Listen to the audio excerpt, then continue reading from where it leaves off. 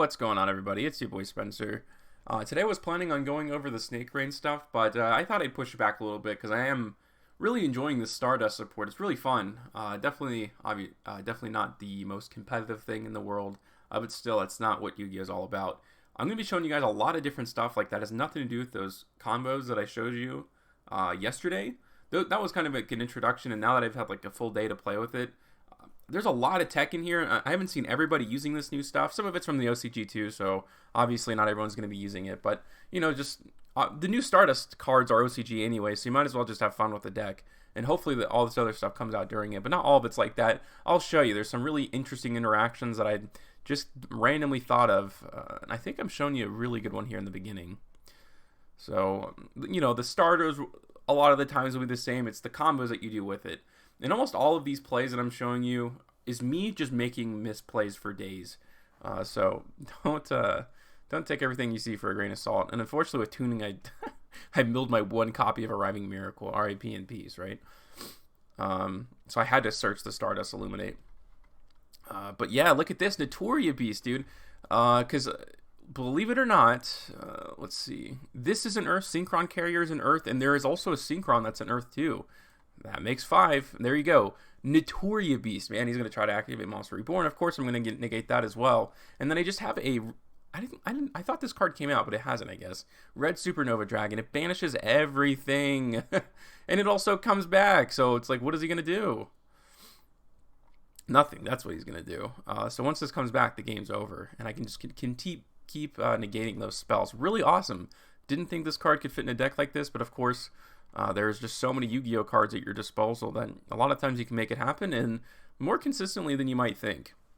I'm showing you this duel because this is really ugly on my part, but I've experimented with Pot of Disparity, literally like a one of, and this play wouldn't be possible without Pot of Disparity, right? But, well, first of all, you can't use the effect of your Arriving Miracle to draw. You can stack it. But that's not going to do anything, right? Of course. All you can do is special summon a tuner from your hand, which I guess is okay. So I kind of continue on trying to make my plays. I can go ahead and special summon the Stardust Trail. And you can go into a Trishula. This is a card I didn't show yesterday. And there's another card in the same vein that I'll show you in just a little bit, a Going Second version. But that Going Second card was huge, right? And every time you tribute the Stardust Dragon, you can actually bring this guy back, which is really nice. Since I haven't used this effect yet, it's not banished just quite yet, which is cool. For a while, I was experimenting with Assault Mode Activate. I've since taken it out of the deck. But this is an awesome interaction with Arriving Miracle. Something I guess I should have realized, but every time it brings itself back, you get to draw one during your turn, during your opponent's turn, and you can actually keep activating it. It's so crazy and awesome. But you'll see that a little bit later. Lots of general, synchro monsters, as you guys know about Ephiodon Draxfer. I showed you that. Psyframe Lord Omega is actually a way better card than I, in my mind, gave it credit for. Because being able to do that during, every single time your opponent has one less card that they need, it's huge. And I do run Crossout Designator, which I'm sure you'll see. And you'll see it right now. Speaking of, this guy's got a Nibiru in his hand. This card's not out yet, of course. I think it's been out for a really long time in the OCG, and it was supposed to be in the Charmer structure deck, but of course they took it out. Okay, so I sent a card from the deck to the graveyard. I see that he's using this card, Great. And of course, Crossout Designator to make sure I don't get Nibiru. And obviously, my turn, the game would have been over if that would have happened. But I make the read here, because this is not a great end board, obviously, but I go ahead and make the read that if he's playing a rock-based tech card, he's probably playing Fossils.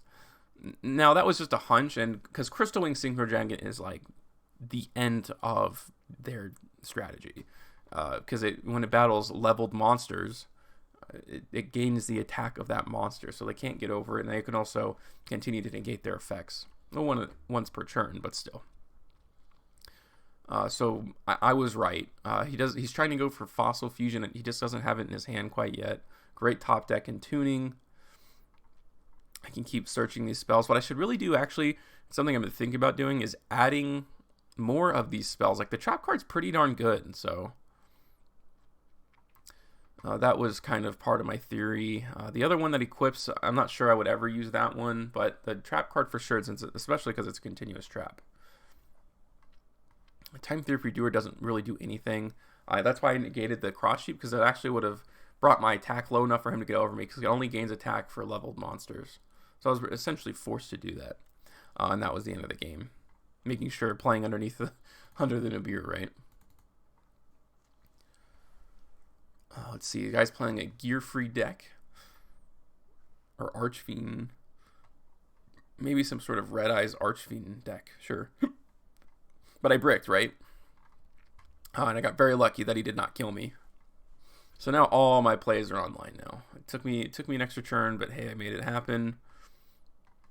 He does have all these cards, and I'm going to show you one of my favorite going second cards for this deck, a card that's coming out very soon in the new Ice Barrier structure deck. If you haven't guessed it just yet, it is the Trishula Sub-Zero Dragon of the Ice Barrier. Banishes 3 cards and is non-targeting. Very underrated. I haven't heard too much hype about this card, but I really...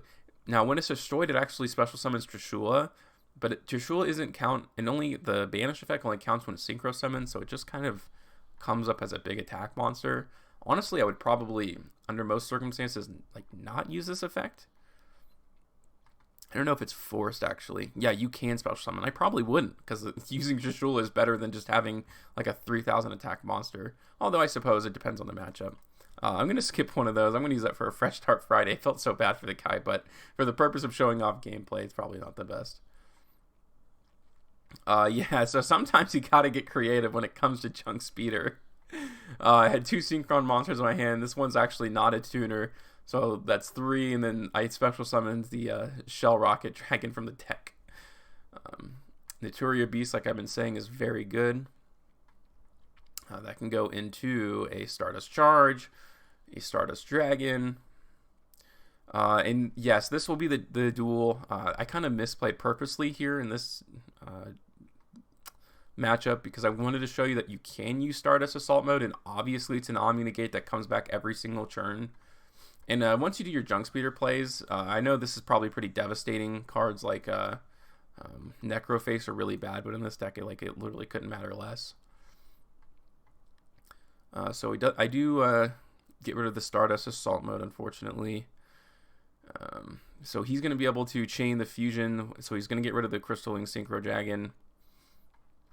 I can level manipulate, so I can go into something like Power Tool, which will help me get over certain cards. And there, like, it would have been great if I could have searched another spell. That's why I'm thinking about adding that Continuous Trap, because I get banished after he does that little tribute effect. And Spciy is going to be able to... I know banishing cards honestly isn't like good against mutants, but at least I get rid of one of his play starters, or at least there's a chance that I do. So he did have Soul Release, and like if I go back in time, would I still negate his normal summon? I think I would, because it has a lot of great effects, like searching spells and traps. I don't want him to be able to fusion summon again. So even though I can't use Assault Mode anymore, no regrets. And I did draw the Ash Blossom. It's one of my Crossout Designator targets, but, you know, if you draw it, you draw it. And you can use it. So another Necroface. I think he sent all of them. I'm running low on card advantage, but if you guys...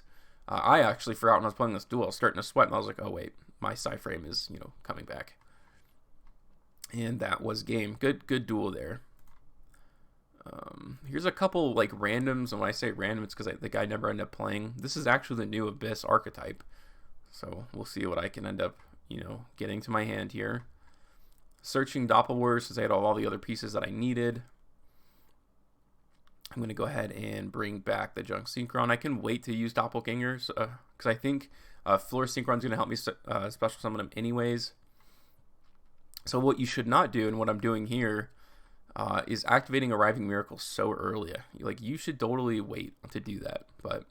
because you want to be able to special summon that level 1 from the deck as well. Those level 2 non-tuners are obviously very good. I got to the same end board, but I kind of used more resources than I needed to. And he ended up just, you know, quitting out. But, yeah, Crystal Wing Synchro Dragon plus an Omni Negate that comes back every single turn. Pretty good. Let's check out another random matchup here. This is actually a mirror match, interestingly enough. See what I end up doing here. Always great to open a level 2 non-tuner, as I've mentioned 1,000 times. This would have been good if I was going second, right? Since he's playing the exact same deck as me. He's running like a 60 card variant. 40 cards for me is where it's at. I would never run this card at more. There we go. Now finally I actually play this kind of smart. I could have gone into the original Majestic, but this is obviously better. So the Naturia Beast plus an Omni-Negate and TG Hyper Librarian, I suppose. And he quit out from there.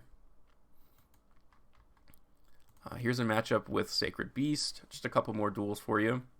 A lot of these are short because this deck is all or nothing. It's not really meant for the long game. Although the train matchup is kind of an example of if I was actually a good Yu-Gi-Oh duelist, what more of my duels could look like. But as you play the deck more, obviously you'll be able to do more stuff like that. I think I go into Trishula in this one. Shooting Quasar, or Shooting Majestic, very nice. TG Hyper Librarian. And yeah, there we go. With all those monsters, I actually do use Trishula. Get rid of this, which is huge, so he doesn't have the ability to go into anything else. Goes for the Harpy's Feather Duster. That's okay. I mean, it kind of stinks, but at the end of the day, who cares? And this is a lot of times when I show you, like, people just quit out, but this card, when it negates, it actually banishes, which is so important. He can search whatever he wants, but his plays are over. Because as long as you can keep them out of the graveyard, as a Sacred Beast player, I know this more than anything, then you're good to go. That's why I negated that so early on. And then when this comes back, I just attack twice, and I still have a Trishula on the field, so pretty good. And this is an awesome duel. This showcases actually how Stardust Dragon's actually a pretty good card. Well, depending on the matchup. In trains, it's amazing. I didn't know that Stardust prevents any destruction. So if he tries to destroy himself, which trains try to do all the time, you can actually negate their traps that destroy their cards.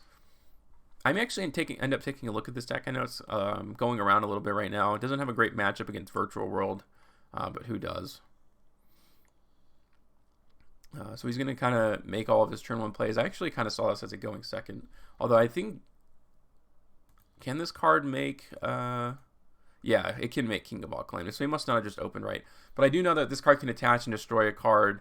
So I got to be a little careful about what I do here. Pot of Disparity again. Not a bad one-of, for sure. You just got to be able to... You just got to remember how you have to play around it, I suppose, a little bit. So he's going to pop one of my cards.